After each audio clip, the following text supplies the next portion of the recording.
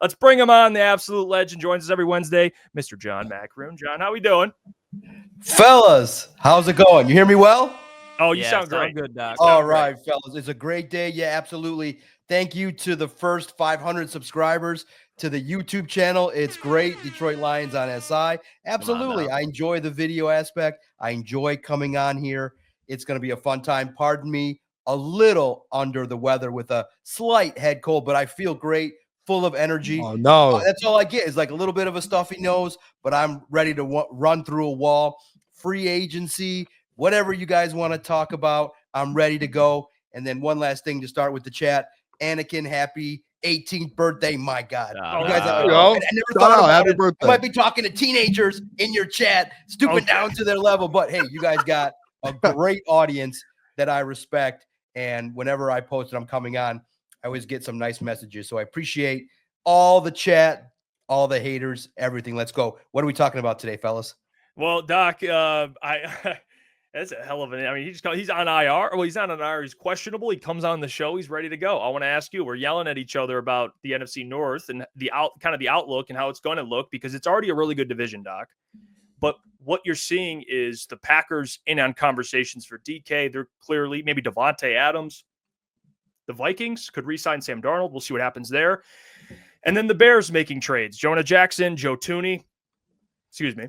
What do you make of this NFC North division besides the Lions? I think we can all agree the Lions are the favorites and are the best team in the division still. I mean, their division record of last year speaks for itself. But I have been making the argument to the fellas here about why I think the Bears will be second in the division. Where are you at in terms of besides the Lions, but kind of how that NFC shapes up?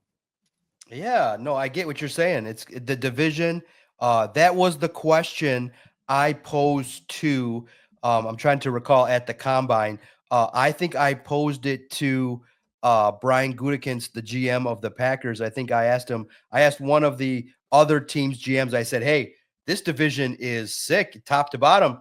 What is the reason for it? And he said, look, quarterback play and the fact that, there's a lot of good coaches in this division. And he said, this division is going to be good for a long time. So I think that this division is going to be challenging to win year after year. And luckily now the Lions, the past 2 years, back-to-back defending NFC North champions. I do think that, it does take time for an offensive line to gel. So pump the brakes. I know that the Bears made headlines, but remember, Jonah Jackson flamed out. Thuney's a little bit older. So you got to remember, the Chiefs are not in the business of just letting go of their talent. They shed salary, but at the same token, it's an upgrade over what they had, but it's not good enough, I think, yet in year one to get over the hump, maybe over 8-9 wins. I think they'll make a drastic improvement, but I don't think that they're going to be in the mix. I think you got to go with a coach that has shown that he can do some things, and I do think I'm intrigued by J.J. McCarthy. If he's healthy, they made him a first-round pick for a reason, and he's got a year under his belt. You're hearing whispers that maybe Sam Darnold could return on a short-term contract. So until the Vikings showcase that they're going to drop off, I think they're right there, number 2, right neck and neck with the Lions, followed by the Packers. I think they'll get better, but I think Jordan Love might be one of those quarterbacks that's kind of a tweener where he's okay at times, but not consistent enough to raise his level. And did you guys hear, it's not a good sign when one of your running backs is like, our team, we kind of need a number 1 wideout. But pay attention. When you hear the NFL whispers, I know you guys are hearing them. Are you hearing them? Yeah, we're hearing them. Metcalf might be on that list to get to the Packers. I think he's a fit there, and they may make a push to try and get him. I do think that they're targeting a wideout. Now, it's going to be interesting to see what they would ask for in return. Would it be Dobbs? Would it be another intriguing option? So we'll find out. But as of now, Lions are still number 1, but Vikings, in my opinion, are number 2 in the pecking order. Hey, turn into last week, Doc. I know you were at the combine and you were talking to the coaches. You spoke with I know we had you on Wednesday and you spoke with the players and stuff. Now that we're kind of out of the combine, you got to see how guys tested. What are your thoughts on this draft? I would say this whole edge draft class. We've talked about a lot of guys: Donovan Izuruku, James Pierce, potentially for the Lions, whether they have to trade up or just stay at 28 and get them. What is your mindset after the combine? Like, this is what the Detroit Lions need to do at edge, and this is the guy that they need to go get. Yeah, you guys said it, right? Look, I thought the combine in and of itself was a great experience. I thought that everybody should go do it. I'm proud to see that you guys sat there and went there and checked it all out. I watched it from Thursday on from home. I looked at it like, you don't, from the media perspective, I think a lot of the media sit in the media room and watch because you don't get the numbers. But I think a lot of players really acclimated well. And here's the thing you got to look at. All right. And here's the thing. And this dude's been doing it for a long time. Credit him. When other people would down us, NFLPlayoffs would always be in our chats and messaging on Twitter at Detroit Podcast. Started this relative athletic score, and he's been doing it for years. And to see now that teams and everybody affiliated with the National Football League, I'm giving him a shout out at MathBomb on Twitter. Really, when you look at it, first and foremost, for the chat that doesn't know, Brad Holmes love RAS scores in the 8, 9, 10 range, which is the relative athletic score. And one of the dudes that got up there pretty high was Shamar Stewart, 6'5", 267, tested pretty well. And the other guy that I think got mocked, we did 2 mock drafts from the combine, myself and Christian. And I think a player that a lot of people are starting to get some notifications on and figure out what he can do with a 4.6840, a 40.5-inch vertical. Landon Jackson from Arkansas caught a lot of people's attention coming out of that draft. That's a name that people are talking about. So coming out of the combine, the edge class is as advertised. It's legit. And everybody's looking at it like, holy cow, this is a group of players that the Lions could target in the first round, or if you go in the second or later, there's going to be some options. So I would expect, maybe the early prediction from the DOC, 1 edge in free agency, 1 from the draft, maybe 2 in the draft if you can't find the edge rusher that you're looking for, but you need a couple. Recently, a lot of people are mocking Kenneth Grant as well, a defensive tackle. So trenches, baby, that's the name of the game coming from the combine, is that most pundits, and I think I might have said it here as well, believe it's a deep defensive line class. Running back and tight end also have caught a lot of people's attention. And Doc, something that could possibly affect that draft philosophy of Brad Holmes is Carlton Davis. I mean, it's not saying that they're going to go up and get a corner in the first round, but when you see what he put out today, Doc, and I know you put up an article about it pretty much instantly. You're quick with it, Doc. When you see that Carlton Davis puts that tweet out, what do you make of that? Do you think he's staying in Detroit, or do you think it's more likely that he's going to go take that contract somewhere else? Great question. I saw your reaction video as well. I love it. Love you guys right there neck and neck with the information, checking you guys out. A lot of times I get my alerts from you guys as well when I'm scrolling and things like that. But yeah, today I felt good. Like there's some days you wake up and you're like, I just love this job. And I'm like, man, I get to cover the Lions, look at the draft, look at free agency, read everything, and then spend some time with you fellas. It's a good day. And so Carlton Davis, and here's what's always unusual to me. Everyone understands this is the negotiating period. So teams and players are now starting to talk.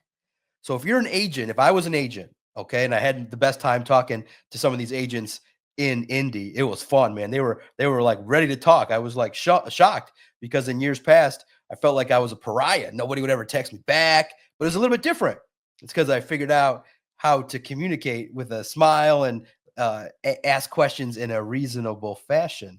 So you realize, okay, if I'm an agent, I'm telling my clients, put your effing phone down.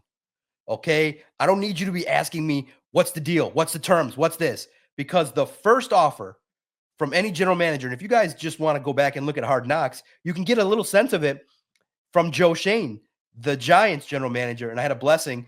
I asked Brad Holmes, I said, hey, did you guys want to be on that? I said, that was a great look. He's like, well, there was some preliminary interest, but we were like, So I'm thinking, all right, it would have been great to see how Brad Holmes gets down. But the very first offer that the Lions are going to make Carlton Davis is probably going to be lower than what he wanted.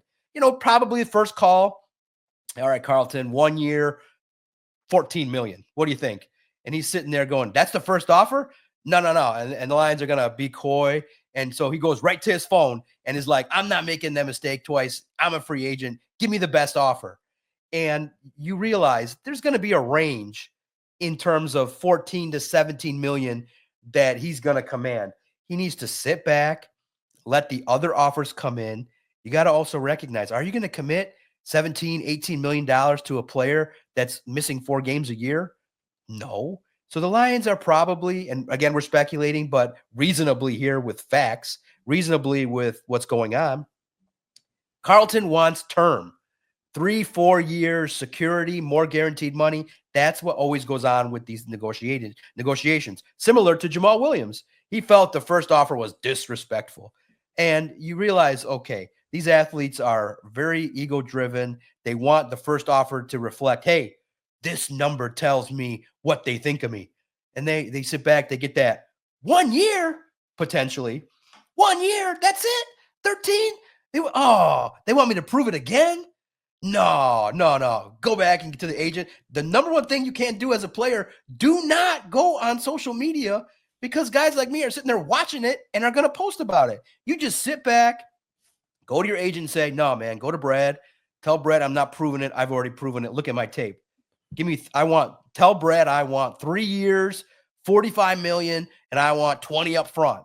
So it's one of those situations in which they're negotiating, and he could just be like, selling himself to the rest of the league to drive up the price. But you never, with these teams, want to negotiate in public. You never want to put that stuff out there, especially when potentially you realize, okay, the agent's job is to go back and say, hey, our guy wants this. Don't put that out there. And I do think that he's going to get the benefit of Carlton Davis for his own, bank account is that he's talented. I think you just need 2 teams that want you and are going to put out offers to make you what you want, to give you what you need. So if I'm Carlton Davis, I don't think it closes the door. I just think that he's an individual that shoots from the hip, will say things, but in the end, for all these negotiations, he's going to sign with the team that offers him the most money and the most years and the most guaranteed dollars. It might be the Jets. It might be the Jaguars. It might be the Lions. But pay attention, some more names. The Vikings could get in the mix as well. You're hearing could get in the mix for Carlton Davis as well if they have some guys. So I look at it like it's online tactics. You don't want to do it, but these athletes, they're a little bit more impulsive. But I don't close the door on Carlton Davis coming back, but you got to keep it reasonable. I like the idea. 1-2 years, 34, 35 million. Don't go over 17 and try to keep it short as much as possible. Yeah, agreed there, Doc. I mean, you mentioned athletes having egos. GMs have egos. It goes both ways. So, yeah, I agree with you there. Another player that signed an extension, a big extension, set the market, is Max Crosby. He signed a massive deal. He remains in Las Vegas, so he is off the table, at least of now. But it's a lot of money. What does it mean for Aiden? And we assume, Doc, he's going to be a player that's going to reset the market. So you're talking about higher than Max Crosby, correct? Yeah, most people expect it. At least that's what the talk is right away. Everybody that looked at that said, oh, man, that's the floor now for Aiden, which means the beginning number that Aiden's representatives are going to ask for is 35. So here's the challenging part. Prior to that injury, of course, you give him 40. I looked at the number and say, okay, 4 years, 140. I would not have a problem with that. 35 million a year. 35 million, 4 years, but he's going to want more than that. So could he get to 4 years, 160? That's probably likable too. I think the number probably is going to get set at 4 years and 40 million a year. I think now here's the wild part. The market could get set again by Hendrickson, so Hendrickson's like, oh yeah, this is like the quarterbacks. It's like 35 to Aiden. This is great. 35 to Max. Real fast on that. Guy's not a winner, man. You took the money. You're not going to win with the Raiders. Your winning career is over. I just look at it like Aiden's about to get paid, and the defensive ends are about to be very happy this offseason. And another thing I want to throw out there, Doc, just kind of thinking about kind of the next week or two, the free agency opening up. I know there's like Derek Barnes. I know you already kind of touched on the Carlton stuff. What do you see though, Brad making? What moves do you see him making over the next 2 weeks before the draft and free agency? Do you see him going out and getting another linebacker? Do you think instead of obviously this edge class, he gets another defensive lineman in free agency? How do you see him approaching this and kind of the different viewpoints that he can kind of, what's the word I'm looking for? Like the different angles he can take at free agency here. Yeah, it's interesting because you realize they're starting the talks with Aiden. Carlton's talks will be in the mix too. So you realize, okay, you got to get a sense of where that's going to lead. I do think there's certain positions maybe they want to target in the draft, but I think the negotiations going on for Derek Barnes are important because that will also set if you need to go out and target another linebacker in the draft. So Derek Barnes is going to be a priority. I'm very intrigued by one or two. I'm curious if Kevin Zeitler and Levi Onwuzurike come back. I'm of the opinion you let them both go and you find other opportunities to upgrade, maybe in the draft at guard. Maybe you go with a veteran free agent that you can find that's affordable. But at the same time, you now got to recognize, okay, I think the one that probably is probably maybe easiest to get done is because it's going to be elevated too. I think that Kirby Joseph's contract probably will get done quicker, sooner rather than later, in regards to, you kind of know where the market lies in regards to who's high paid in the safety market. And you have a guy that's young, you want to lock him up. So I think he's going to take over some dollars. So I think that, the way I look at it is the own free agents are going to hit first. And I do think that, when the tampering period hits, it may be slower than many people expect, but I do think that the own free agents, because you probably have negotiations going on now that are going to be very key. Derek Barnes, Carlton Davis, maybe Dan Skipper, if he's going to come back. Some of those lower, easier ones may get done first, and then you start hitting the big ones. So I think the lower level agreements get done, and then you move forward. And I think Kirby's going to be up there whenever it happens. I think he's going to get a big fat contract along with Aiden. And then later on after the draft, you'll probably hear that Jameson gets his fifth year option. You keep that moving. And I just think that now, in the end, I do think that there's also opportunities to look at free agent edge rushers. A lot of everybody's out there looking at the edges. What's crazy is I want to stop the Detroit community. Please stop saying who says no to free agents that are in their 30s. Like, you can look at free agents I understand, but that's not going to be impactful. You should not want that for the Lions.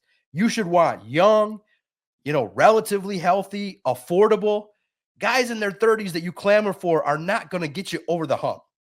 So when you start looking and you start browsing, you see a Khalil Mack, close the door on him. Don't put out videos that say you want Khalil Mack. He's not going to have a massive impact for you. Better than Rodrigo, Derek Barnes, Campbell. He could be a player, but you don't want that.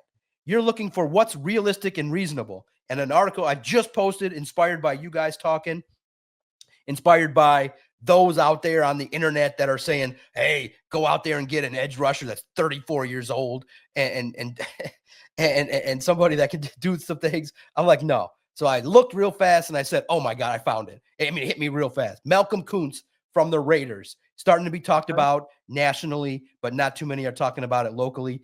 He was injured all of last year. So that's a big red flag, but that should be a target for Brad Holmes, because prior to the injury, he may have cost $20 million a year. Maybe now you get him for like 12. He's a guy that burst onto the scene and has done some things. He was on Christmas. I watched that game where he was able to get after and sack Patrick Mahomes. I think he's got 10 career sacks. He could be affordable. He could be somebody that if you don't bring back Marcus Davenport, maybe you take a chance on him. And here's the thing, 27, 28 years old, can be somebody that you can take a flyer on. So look for players like that that's a little bit more reasonable than guys that are older. And then people say, well, tell me somebody else. Well, there's a couple other guys that you could look at too. Let us know, Doc. I know he doesn't fit the mold, but young edge rusher Chase Young. And then one more reasonable that maybe fits the mold a little bit better is Anthony Nelson.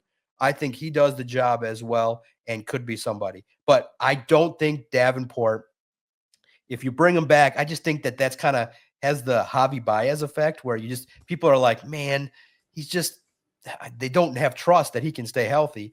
And you don't want it where now the next phase of his career is where he stays healthy through 16 weeks, and then right in the postseason, he gets hurt right when you need him the most. So I would just take a chance on someone else, maybe a draft pick or somebody coming off of an injury that you can get affordable at the same token. So I know Marcus Davenport can be very affordable, but at the same token, I'm looking for young, hungry edge rushers that have a history of productivity. And a guy from the Raiders, you definitely can get a good look and get a sense from Amik Robertson. Hey, what's this guy about? You can get some intel on a player. So look him up. Watch his film.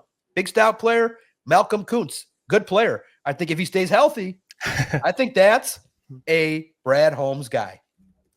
Big question, Doc. Big question. Can he stay healthy? And you were talking a lot of contracts, Doc. You brought up Aiden, Kirby, J-Mo.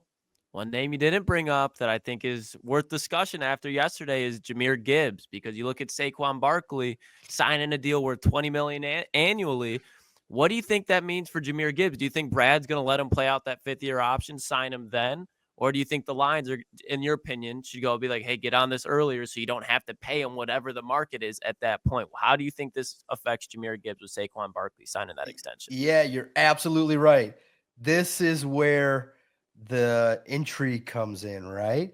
Because I think Jahmyr Gibbs, it's one of those decisions where you say, hey, you got him now going into year 3. You get him under control this year, so you don't do anything yet. It'll be after this season where you got to decide on the 5th-year option. So after 2025, it's going to be costly. So it's one of those deals where you recognize, okay, that's the floor. It's $20 million.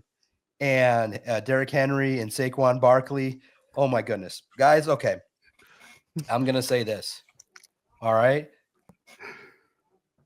You're going to have to choose probably between J-Mo and Jahmyr Gibbs.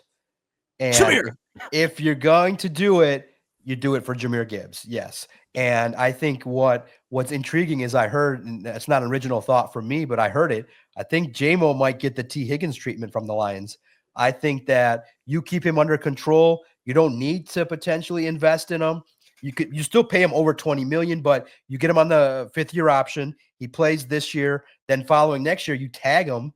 And you get him from now 3 more years where you don't have to extend him and give him a long-term contract. Because I don't see a scenario in which you give J-Mo $30 million plus and no way. Then you still got Jack Campbell, Sam Laporta, other guys that need money.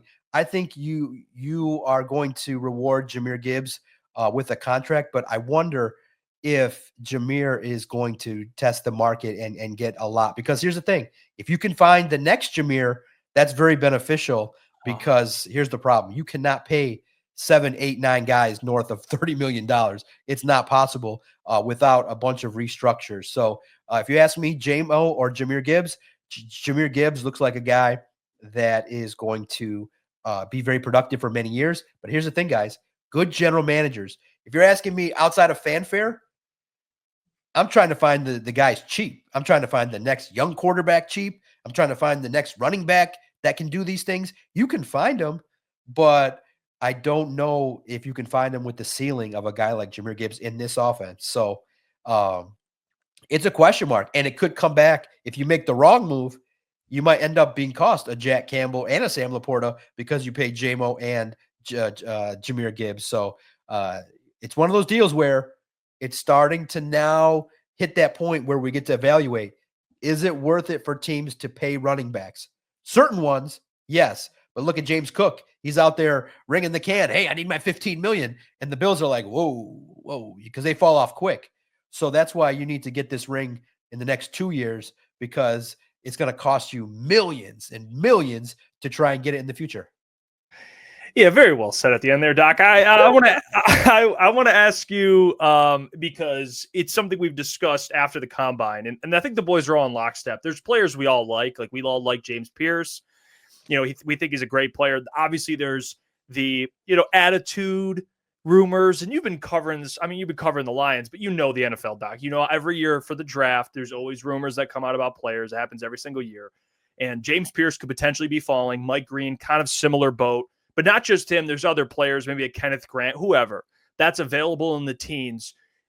what's your, I guess, foreshadowing a little bit that we see one of these Brad Holmes, Jamison Williams move up or move down, I guess, or move up from 28 to like 13 to go get a really good player? What's your feeling about doing something like that? Because I think this draft has a lot of defensive linemen, but there are only so many highly rated dudes. What's your take on that? Trading up like 15 spots, something like that, a big time to go get a dude at edge. Yeah, it's one of those situations, guys, when you look at it, and I hate to be the bearer of cheapness, but that's in my wheelhouse. You know what I mean? I found ways to save money in so many avenues in this media business. It's great. Writing off so much stuff. I figured out how to make it in this world. It's not about how much you earn ever. It's about how much you spend. Guys, guess what? Another first-round pick is a lot of money. All right? You got all this money allocated to your salary. You know, you're going to have to ask Jared for some money. You're going to have to ask Amon-Ra, hey, let's defer and do some things. You're going to have to. But here's what you could do. This draft is so deep that I think you're starting to hear whispers that it might be beneficial for the Lions to trade down. Get out of the first round. Don't have to pay. Go a little cheaper and find someone maybe in the early 50s that you can also trust that can do something. Maybe get another pick. Remember, what's Brad best at? Drafting and developing. So I do think that there could be several guys that they fall in love with. But I think when you look at it realistically, pragmatically, you can get a very comparable defensive tackle at 50 with Casey Rogers there than you can at 15. And I think with the defensive line, remember too, you got Broderick Martin, who's going to be competing for a spot. Remember, I always look at it like there's stuff we want and there's stuff that the Lions are doing. They got a guy that's developing. They think that can do something in Broderick Martin. They got a veteran in Pecco if he's still going to be in the mix. You got a Lee McNeil. So it's no guarantee that a young defensive tackle or defensive lineman even starts right away. So I'm of the opinion that if you're looking to retool with young guys, you move down, get some more capital. And the fun part is my first two mock drafts have moved up. But I think realistically, when you add the caveat of how much money is going to be paid, because you got to remember, in Brad's early tenure, he had 2 years of 2 first-round picks. That's going to be costly. So the higher you pick, the higher the second contract is going to be. So I think there's a chance to start digging, guys. Start digging and be able to look for the guys that you can potentially get some benefit from in the second round as well. It could happen, but I think that the odds-on favorite is to stay at 28, take their pick. But number 2 would be trade down, and 3 would be trade up. All right, Doc, let's keep talking about trading then, because I had done this a lot in my mock drafts, and I'm kind of a firm believer in it. We've seen Brad the last few years. He's constantly making moves in the draft class. I had a conversation with Jeff when we were doing mocks, and he's like, I don't know if we want to trade in them yet. Hey, Jeff, I texted you, I said, put yourself in Brad Holmes's mind. What does Brad do? Every round, it feels like this man's making a move. One thing that I kept doing is in that second round, moving up for a guy like Jaden Higgins, Doc. And I love a player like that. Not just Jaden Higgins, but I'm kind of talking about a wide receiver here for Tim Patrick. Do you see them kind of replacing Tim? Even if they bring Tim on let's say a veteran minimum, do you still see them kind of grabbing another wide receiver in this draft class? Ooh, it's like you're reading our mind. I just assigned what I love about working with Christian is that he's all about it, the draft. I'm into it, but he's all about it. So look for it tomorrow. I'm not sure when, maybe early morning. He's got a lot of stuff in the hopper, but the profile he's going to do, a player that caught his attention is Ole Miss's Trey Harris. He likes what he can bring to the table, and we're going to profile him for tomorrow. I look at it like, yeah, there's a chance too that Tim Patrick is going to get some interest as well. A reliable ex-receiver that can do some things. But I do think that if you ask me, check out Vito's predictions because I think they're a little bit different than mine. We did a prediction where we listed the free agents and we just did yes or no. I think Tim Patrick is going to return. I think the opportunity there for him to really benefit from John Morton. I think John Morton's going to be like, hey, Brad, I like this guy. We know what he's about. He's a grinder. He can do some things. So I think that that's invaluable. But absolutely, I think that there's opportunities. I think that Day one might be uneventful, but yeah, day two, Brad's going to wheel and deal. He's going to move players, move picks up and down. I think that I would be shocked if the current draft order is where it ends up. So absolutely, Brad understands value. The trade charts have typically been okay in regards to how the Lions have handled it. I expect wheel and deal and Brad Holmes to get some more picks, especially with the depth and some areas that you can shore up. So no doubt about it. Hey, Doc, I got to ask you, we've been talking about the Bears, talking about running backs. Do you think there's any chance that Ashton Jeanty goes off the board of the Bears here, or do you think that they're going to go tackle? Because that doesn't relate to the Lions as far as the Bears pick directly. Obviously, what they do comes in the division, but if they take a tackle there, if the Lions want to tackle, you see that the offensive pieces start coming off the board with Jeanty. Now teams are moving up to get wide receivers. What do you think happens with that Bears pick specifically at 10? Oh, that's so good too, right? I think you look in the trenches. I think they look for edge rusher or offensive lineman. I'm intrigued. I think a lot of people looked at Najee Harris as maybe a fit for the Bears. I don't know, drafting a running back 10th. I know they've done it. So the history, and I know where you're coming from with that, is that the Lions did that with Gibbs. I could see, an offensive mind wants a weapon. So I could definitely see that as an opportunity. But you got to shore up depth along the offensive line. So I could see that as well. The Bears have needs in the trenches. And I do think that, how the draft board falls could be very interesting to see what the Bears do at 10. But at the same token, if they can move back too, if they find someone that they like, it might behoove them as well to get another pick in the second round, maybe move down to 15, 20. If you want one of those linemen, like a Donovan Jackson that's kind of projected in the 20s, maybe you get someone like him or Josh Connolly from Oregon that you could slot in there as well. So we'll see what the Bears do. It's going to be very interesting how they attack this draft. It's going to be a pivotal one, a very pivotal one for Ben Johnson. But, like everybody would say in here, I hope they all flop. I hope they draft busts. I hope that everybody that they want gets selected one spot before. And I hope that, I can't wait to see the forced Ben Johnson videos of him trying to act excited, because he's kind of more personality-wise, kind of more like a Matt Patricia than a Dan Campbell. So to see him making the media rounds is hilarious as hell. But I hope all bad things happen to the Bears. That's fair. Can I ask you, you obviously well-connected, anything you've been hearing about a Kirby Joseph extension, maybe like a timeline potentially? When would you expect John Maakaron to expect it to get done? Yeah, look, those big contracts are always interesting. I would expect it sooner rather than later. If you ask me for a timeline, I think it's pretty much, Brad Holmes kind of indicated it's a priority. I think that it's kind of a no-brainer. There's not much negotiating. It's going to be very high. So I would presume that that's going to be right up there. I think Aiden's is going to last a long time because there's going to be some very large numbers associated with it. So I think Kirby's is relatively done quickly. When you look at it, I think it's going to be buttoned up, and you want to reward a guy that got you the league leading in interceptions. You want to make him happy. He's the defensive captain, really, in terms of your physicality, and he embodies everything that you want. So you want to take care of that fast. I don't think that you're going to go back and forth. So I think that if you ask me, well, I'll say this. Mr. Kirby Joseph's agent is now a fresh new follower of John Maakaron, which I guess maybe he started a new account, or maybe he's at a new joint. I don't know these guys' detail of if they start their own practice or their own situation. I just know them. Hey, you're Kirby's agent. What's up? What's going on? And stuff like that, which was a quick, funny story. I tried to book him on a podcast, and the interaction was, I wasn't so certain that the agent understood what I did with all the level of detail and explanation. And I walked away going, man, this agent must be a very older gentleman, like a wise man or something, like gray-haired older dude. And I just recently saw pictures of him, and I'm like, this dude is not that at all. I totally mischaracterized Kirby's agent, but good dude. By all accounts, everybody in the media likes him. Kirby's a great guy, shows up on podcasts, shows up on a lot of different things. Good personality. And I like that his tagline is, I represent the best safety in the NFL. And so you know what that means? When Kirby gets paid, the agent gets paid. So he'll be happy. Maybe one day we'll talk to him.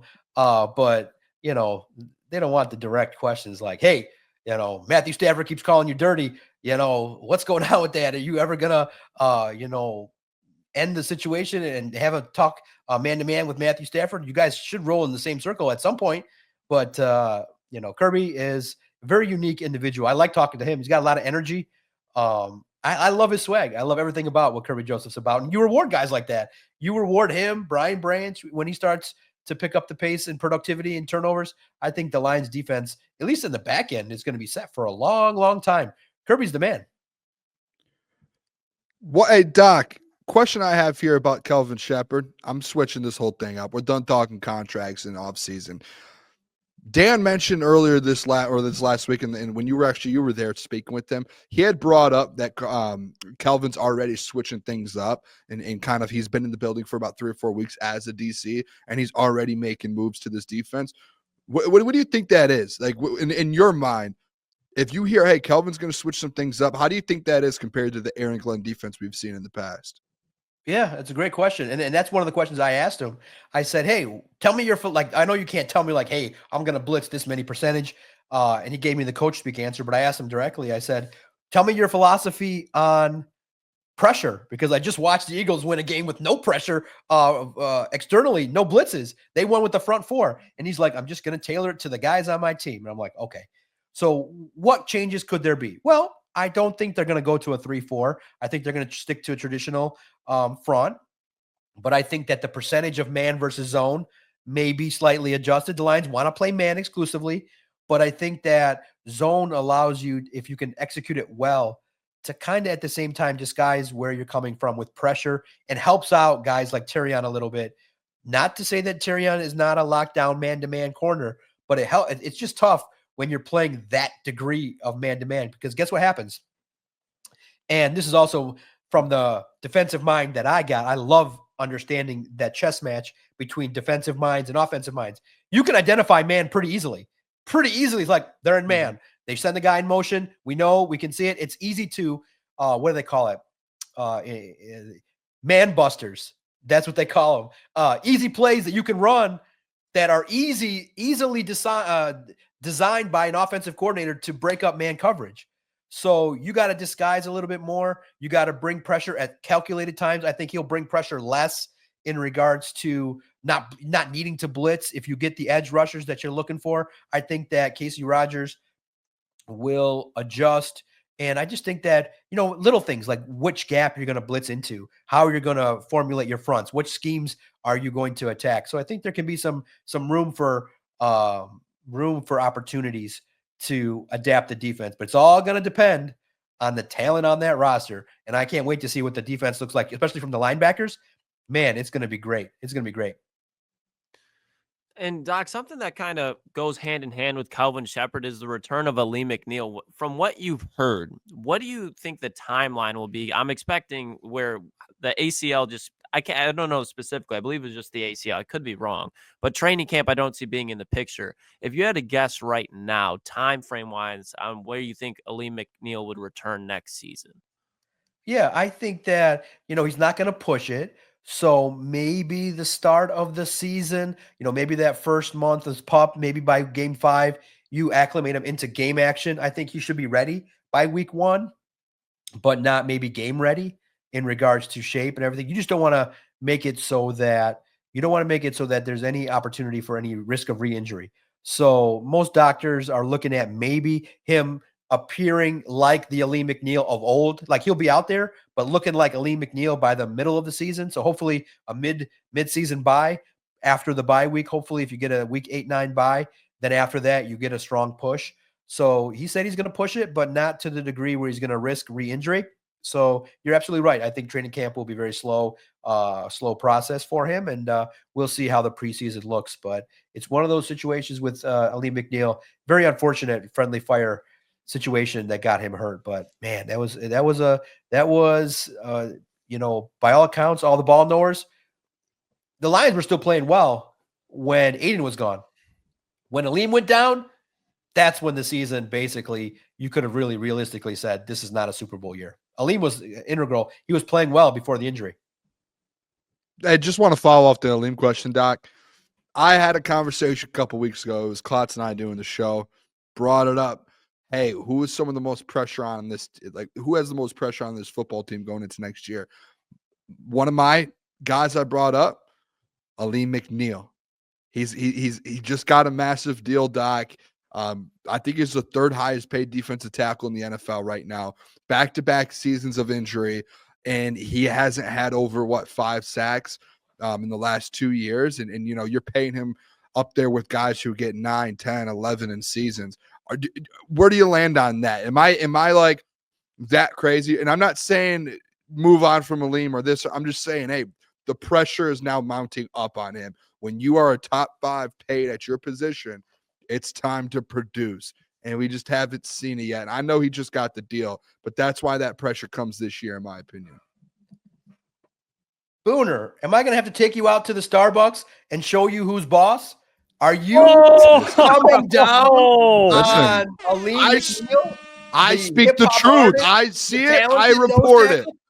I see it. I report it. I just tell the truth. Would I ever lie? Doc, do I ever lie? No, you don't lie. No, there it is. Look, I understand what you're saying. The contract, it's unfortunate that he got hurt, but he's a good player. Good run stuffer. I think he's gritty.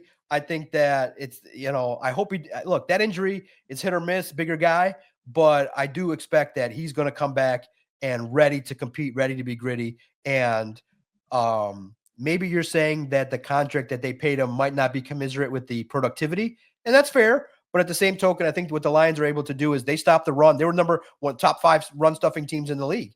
So you realize that when you added a DJ Reader, that was a nice mix. That was destructive. That was forceful. And he started to up the productivity. And I do think that with a consistent defensive line coach with some help too, you got to remember that when you scheme and you realize, oh, look what we got. We had James Houston. We don't have to worry about him. Marcus Davenport, don't got to worry about him.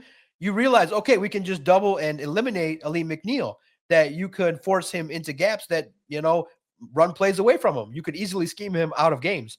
Now, that's why it's important to get help for that defensive line. When you get help and good young players, who are you going to cover? You try to take away Aiden, that opens the holes and the lanes for Aleem McNeil.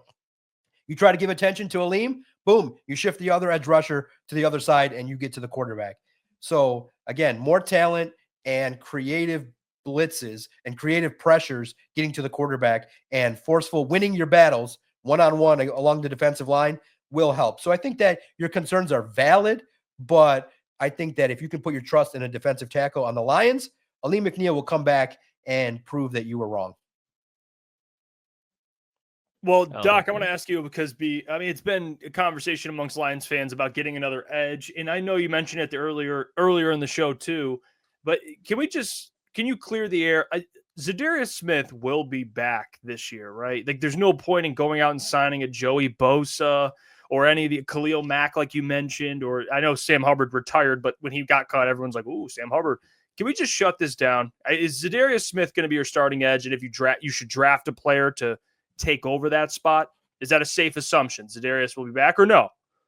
Well, that's an interesting topic real fast. I just want to address the commenters real fast. Is it because Andrew Tate's back in the States that y'all are talking about some weird ass shit? We're talking sports. You're talking about some stuff there in the comments. I'm like, what are you guys all talking about? Are you guys like having Diddy withdrawals? Like, this is grown men talk here. Keep that stuff to the side. Keep that to the dark web where all you kids are hanging out at. This is grown men stuff here. Bring some serious questions. Bring some stuff that's relatively speaking, and keep that Andrew Tate stuff out of the comments. Diddy's over. That era is over. There's a new era of partying. We got to figure that out. How to party safely, responsibly, but legally. You know what I mean? Respectfully. And I don't want to end the Playboy Mansion era, but we got to do it in a way where everybody's consenting and everybody needs to put their phone away, and let's have some adult fun without everybody recording everything. And literally, if what happened to me at Michigan State got recorded, I would never be working. I would never have a practice, and I would never in the history tweet anything because those videos would live forever. And I'm thankful that I didn't live in the cell phone era. My God, you guys in the chat are on something today. So fire off some good questions and let's go. Now, in regards to Zadarius Smith, first and foremost, Y'all didn't see who he's hanging out with? Like, let's talk about that for a minute. I Yeah. think now I could be fake news. Like half the time I look at this stuff, I'm doing 4 other things, and I'm like, is this real? But I think Za'Darius is getting it in with someone very important in Africa, and he's having himself a great time. He looked happy. He looked relaxed. I think it's cash doll. If it, it's not my cup of tea in regards to knowing who these people are, but I'm like, Za'Darius. She's like, I think they said that she got out of a relationship and now she's flowing with Za'Darius Smith. I was like, that's my dog. That's a guy that can do his thing and is having a good time in the offseason. But he didn't look like he was all that thrilled with Za'Darius doing his thing. But look on the line and you can confirm it or deny it for me because I wasn't like fact checking it. I did think like, is there a way to even creatively write this? But I was like, I don't think Za'Darius Smith partying in Africa was going to flow in any kind of headline that was going to make it, the way I wanted to write about it. So some things you can say, hey, John, good decision. But check it out. You can see Za'Darius having a good old time with his life, getting it in, doing his thing. In terms of football, I think he's worth bringing back. I mean, you could do worse, but you can't have him be the starter. Like the guy's north of 30. I think that you need a young, hungry defensive lineman to take over and play more and find out what's going on. So I would like to have him. I think that he can be a player that you can scheme to have success. I think he's good.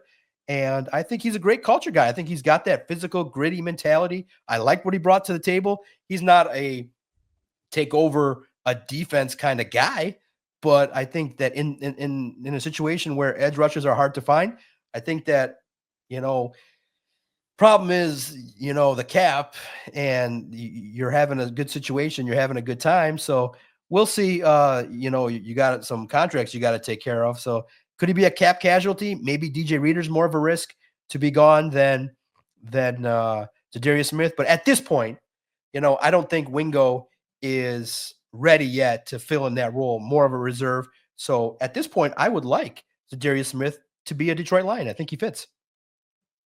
Well, let me ask you about a team that, besides the Lions for a second here, the Detroit Pistons. They're winning some games here, Doc, and everyone's screaming, go get Devin Booker. How do you think Trajan Langdon handles this summer? Is it because we talked about the other day where he's going to have a decision to make, right? You have a young core that you really like, and you there's GMs that might say, well, I want these guys to grow. You saw the win total, you saw the improvement, but then there's other GMs that are like, you know what, we're having fun, but it's time to trade some of these young pieces for a more proven player like a Devin Booker. Which way would you lean, and which way do you think Trajan will lean this offseason with the Pistons, taking that next step?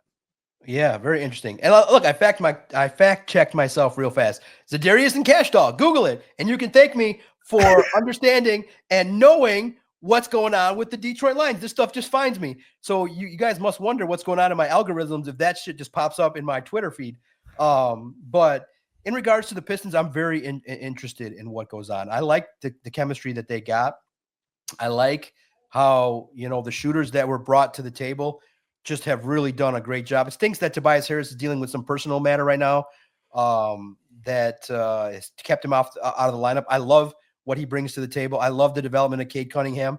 I think the question mark that everybody's going to have is, what do you do with Jaden Ivey? Can you use him for assets? Do you try again to see if there's a fit there? I don't want to move on from him. I still want to see, but you can trust that Trajan Langdon is going to surround this team with some good players. I think that's good to see Duran kind of showcasing a little bit more. Stewart has also been a great player. And really, in the end, when you see Malik Beasley, the way he's shooting, the way he's kind of rebounded, man, this more shooters. That's all you can ask for, more shooters. And maybe, another forward that can also help space the floor and be a defensive. Because here's the thing. I think that with right now the offense, I like the way it flows. I think the defense at times can get lax, and I think can get out of whack in terms of their defensive intensity. If you can get another rim protector, rim rocker, no doubt about it. But man, it's been great, right? To Cade Cunningham to shut everybody up, and for this basketball team to have north of 30 wins is amazing. And what was wild today in my browsing of baseball, I went today NFL. Then I went to browse a little bit of stuff about the Tigers, then the Pistons, then the Wings. Just seeing the fact that in the NBA, there aren't that many great stories. It's all been about, man, basketball's tanked, nobody likes it, and stuff like that. You know what all the bright spots are? The Pistons. Look at this Pistons group that's hungry, that kind of came back from nothing. Look at this Pistons team. They're one of the brightest stories in the entire NBA. And this is great. This is nice that, you know what, JB Bickerstaff, I think, kind of represents a little bit of Detroit, kind of was thrown away in Cleveland. Maybe his attitude there was a little bit too harsh, and he comes to Detroit and he's like, you know what, I got to connect with the players a little bit better, but still coach them hard. And that's where I think these coaches just got to fine tune it, is that, hey, you can tell these players love playing for Bickerstaff, but he was known in Cleveland, like they still dog him now. Like, I just realized that sometimes when a coach just eases up a little bit, you know, relates to the players, gets them on board, then you can coach them up, and then you can be tough on them and yell and do what you got to do. But credit to Bickerstaff, because a few more wins here, and we are looking at the NBA Coach of the Year. And this is just great because we can talk about basketball. We can, the energy at LCA, the energy is great to see. The, you know what's great? Anytime Boston comes to town and you pimp slap them and you send them home, it's a great thing. And I thought the way that they played against Boston was a joy to watch. And you just realize, okay, they're taking the steps, and we all trust that the Pistons are coming. And next year, look out. The question mark I think a lot of people are going to ask is, can they win a series this year? Maybe not 4 out of 7, but they're not going to get swept. They're going to compete.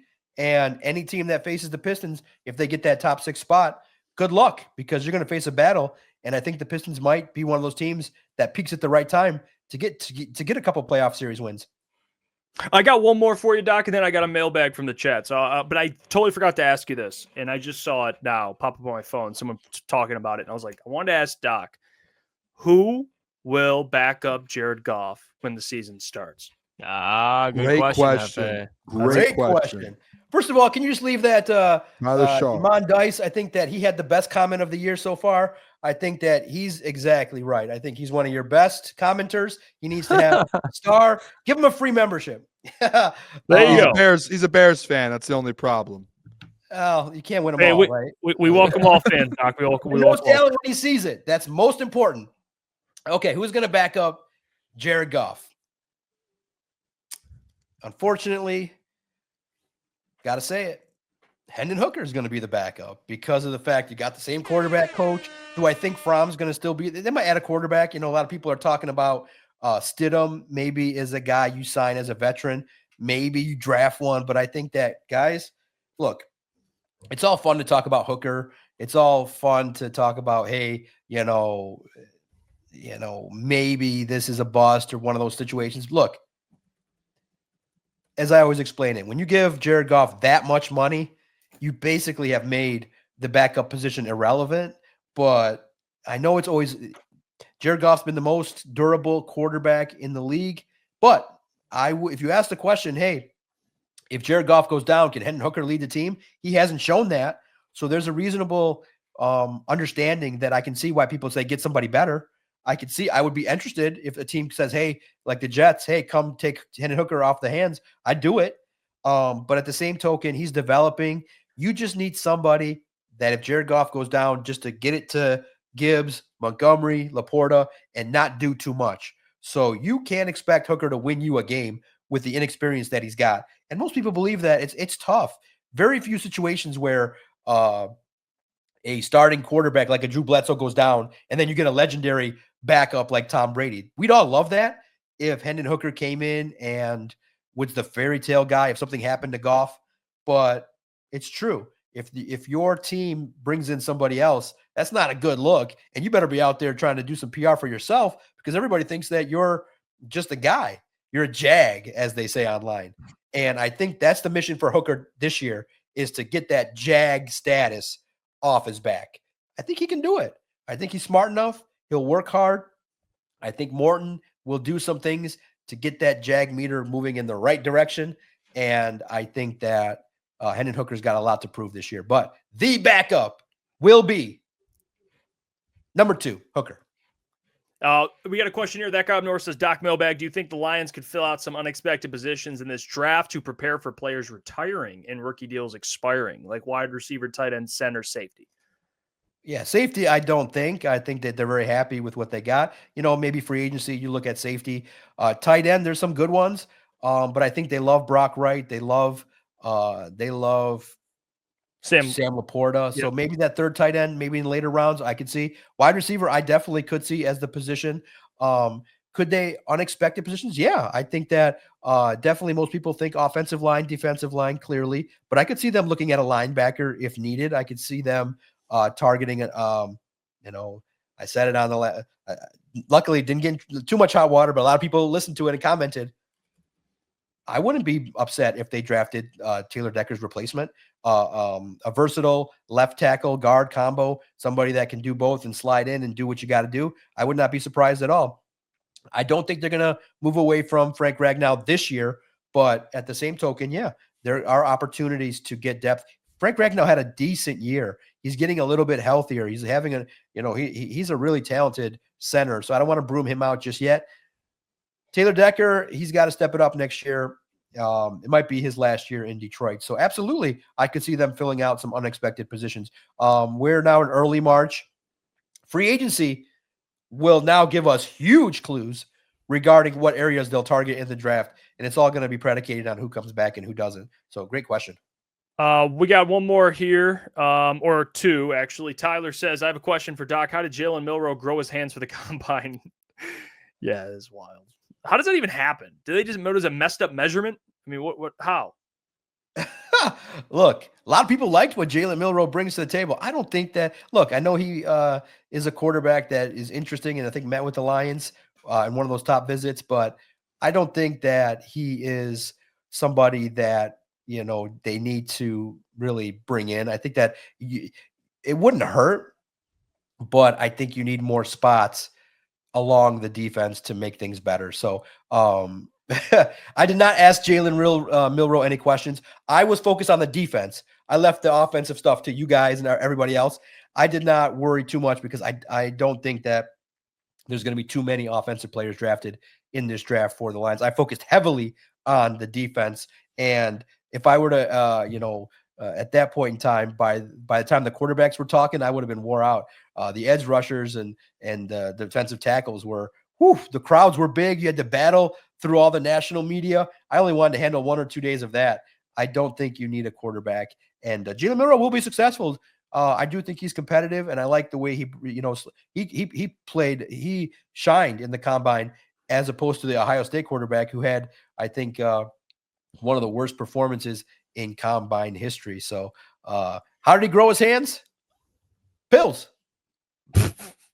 Yeah, it makes any sense. All right. Well, that'll do it for the questions from the chat. We appreciate you as always, Doc. Keep up the great work. You can check out Doc's stuff, obviously Detroit Lions on Sports Illustrated, but also check them out on YouTube. Same thing. We appreciate you. We'll see you next week, Doc. Keep up the great work, and we love you. Yeah. Follow us. Make sure you message. I appreciate it. Message at Detroit Podcast. Thank you. Subscribe to the YouTube channel. Make a comment. We appreciate it. If you like it, you don't. Again, to the chat, you guys are great.